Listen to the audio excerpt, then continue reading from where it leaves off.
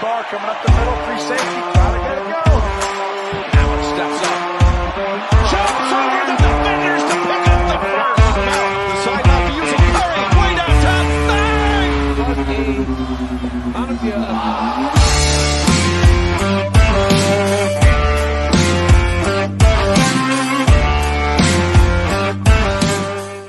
And welcome to Let's Talk About It.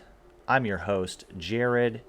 And in today's episode, we will be talking trade deadline. Trade deadline comes up November 1st, 4 p.m. Eastern Standard Time. And I have a few names that might make the jump. But before we get started, I would like to give a shout out to our sponsors. That is Judey Energy. Judey Energy is a great energy drink, full of flavor, full of energy. There is really no crash with this energy drink. And if you go on their site and shop with them, use our promo code Playbook01 to save yourself 10% on your Judey purchase. Thank you, Judey. Now, moving into the show here, I would like to talk about running backs. There are quite a few good running backs out there right now, and I feel like they're ripe for the plucking. For instance, Clyde Edwards-Helaire. That one right there could be a great addition to a potential playoff team. It looks like Kansas City's finished with him. As you can see, that they're starting Isaiah Pacheco now. So I really think Clyde Edwards-Helaire is on the chopping block. Now, one scenario I see for Clyde Edwards would be potentially a trade for Cam Akers out of the Los Angeles Rams. That's right. The Rams are done with Mr. Akers, their 2020 second-round draft pick. I have no idea what's going on inside, but it seems like there's a difference between Cam and the coaching staff. So with that being said, I feel like that would be a great running back for running back trade. Now, also moving to that notion, Cam Akers, he could end up in a completely different space, but I feel like he is no longer going to be a Ram. I feel like he will be a great addition to another team. I've heard chatters of maybe Buffalo looking that way to see maybe if they could bring him on board and be our change of pace back. But we'll find out hopefully in the next couple days. Another team to look at is the Cleveland Browns. That's right, the Cleveland Browns have two running backs on the chopping block, and that is Kareem Hunt and D'Ernest Johnson.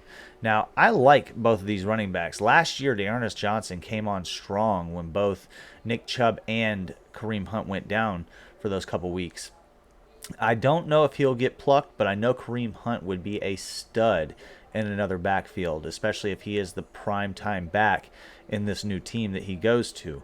I know fantasy managers are looking at this and hoping for a good trade. Maybe he goes to Atlanta. They really need a running back down there right now.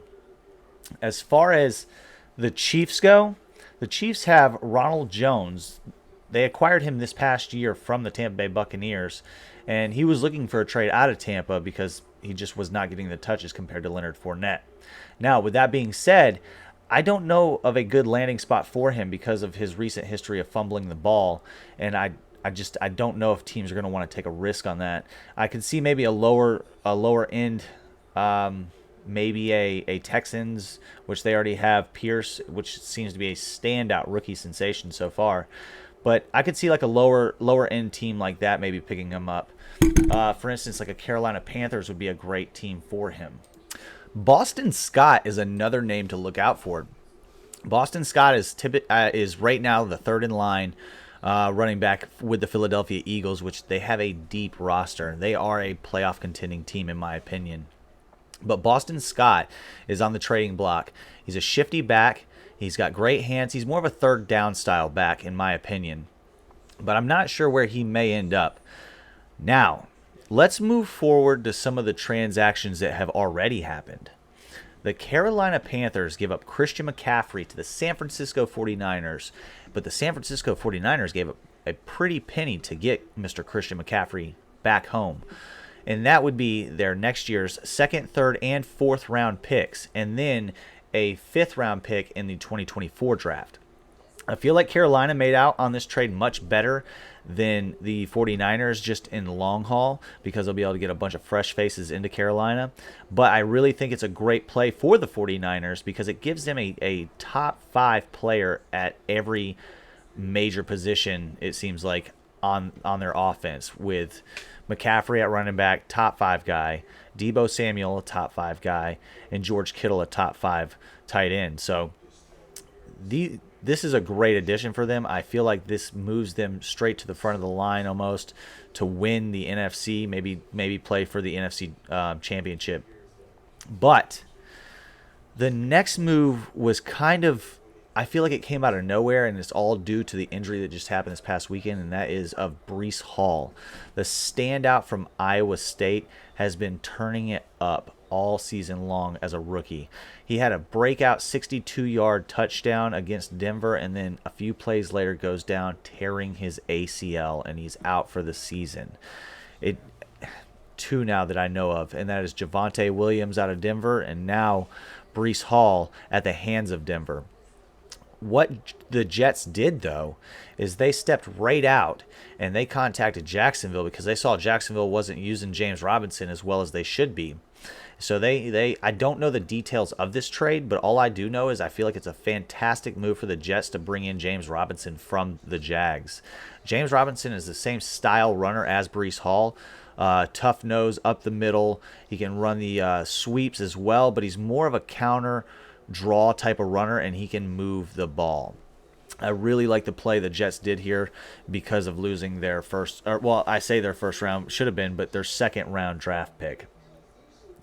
Now, let's move forward to the wide receivers. Now, this wide receiver corps that I see so far really doesn't look too deep. The big ones that I'm thinking may move would be Jerry Judey out of the Denver Broncos.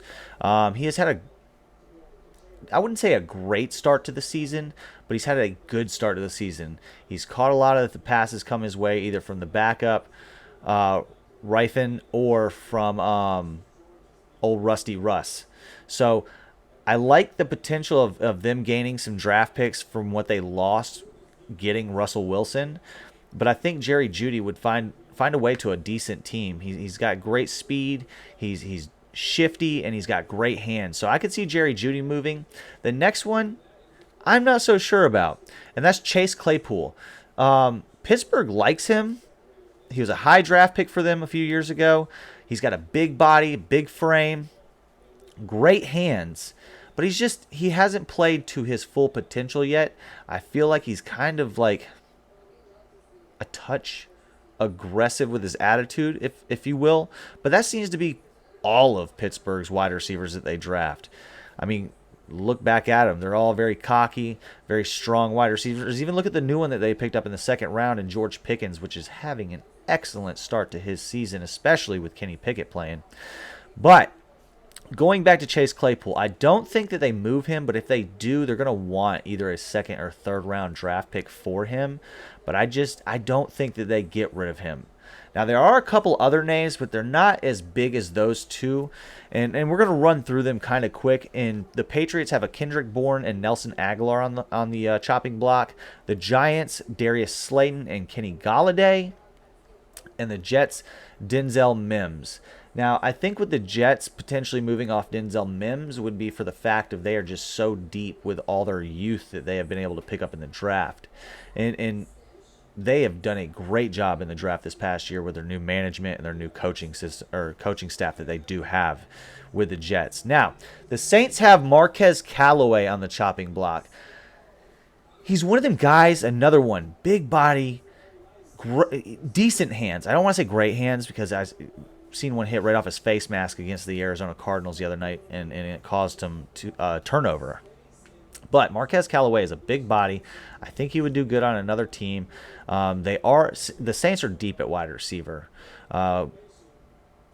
Once Thomas comes back, she's out again with a damn toe.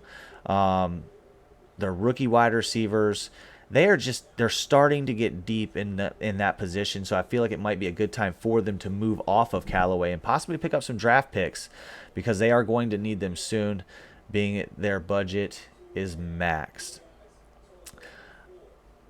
But out of all the receivers, I think the big question is going to come with OBJ. Where's OBJ going? You know, is it the Packers? Is it the Bills? Is it the Chiefs? You know, is he going home to the Giants because they're 6-1 now?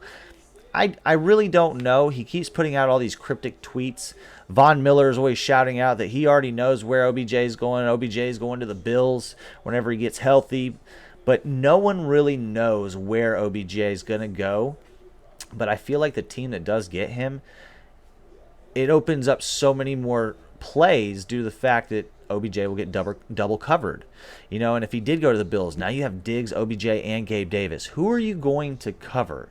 Same goes for if he goes to the Chiefs. You know, you got OBJ, Juju, Marquez Valdez-Scantling. You know, you got Miko Hardman. So, I mean, that would make that team even more dangerous, but I don't think he would get the share that he would get potentially in Buffalo or potentially with an NFC potential Eagles, you know. I mean, let's not throw the Eagles out of there. OBJ is going to go somewhere where he feels like he's going to potentially get a ring this year. So, I would keep an eye out for that for the next couple weeks to see where OBJ ends up. Now, the last one I really want to talk about is our tight ends. Now, our tight ends, we really don't talk about too much. It was just tight end weekend this past weekend. We really didn't see the tight end touchdowns like we saw last year. But this year, we have a big name on the chopping block. And it sucks because he's a great tight end. And that's Mike Gesicki out of Miami. Mike Gesicki is huge. Dude's got hands and can move. And he's not afraid to truck the ever-loving mother out of you. Now, where does he go? I'm not sure. There's quite a few destinations he could end up, and I feel like he'll end up on a playoff team, to be honest with you. He's too powerful, he's too skilled to end up on a lower level team. I feel like if the Dolphins don't get what they're looking for him, they will just hold on to him and keep masking him in and playing into that new system that McDaniels has down there in Miami. Now, the other three, I'm going to go kind of quick, and that would be the Titans' Austin Hooper, a name that we really haven't heard of since Atlanta. But Austin Hooper is back on the chopping block. Kyle Rudolph, I really haven't talked about that name. But Kyle Rudolph, the old Pittsburgh Steeler and Minnesota Viking, now Buccaneer, is back on the chopping block again. Another one that's in the later half, I feel like, of his career. But the last name is Albert Okwuegbunamame. I have no idea, Albert.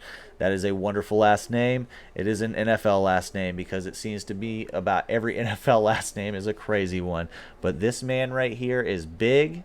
He's strong. He can block. He can catch. And I feel like with Denver, just like we spoke about with Jerry Judey, with Denver, they're going to want these draft picks to rebuild this team around Russell Wilson for the foreseen future, since they gave him a large contract. So with that being said, I could see them getting off Albert, maybe picking up a second, third round pick, or maybe if there's a team crazy enough out there that will give even more draft capital for Albert because he's showing out so far this year. But those are my big names that I see that can be moved around in this period before November 1st. But again, that running back room is wicked. And the two trades that have happened so far, wow, great ones. But I feel like both teams, all four of them, made out with what they wanted. I really haven't heard what the Jags got yet, but I'm sure they didn't give away Robinson because of how good of a running back he is. So, like I said, these are the movements, and don't forget, guys, I appreciate you guys coming around watching the videos with us and enjoying the Let's Talk About It episodes. But if you could, give us a like, a comment, and subscribe, and hit that little bell so anytime that we do an episode, you will be aware of it. So, you all have a great day, and we'll talk soon. Until we meet again at Let's Talk About It. See you later.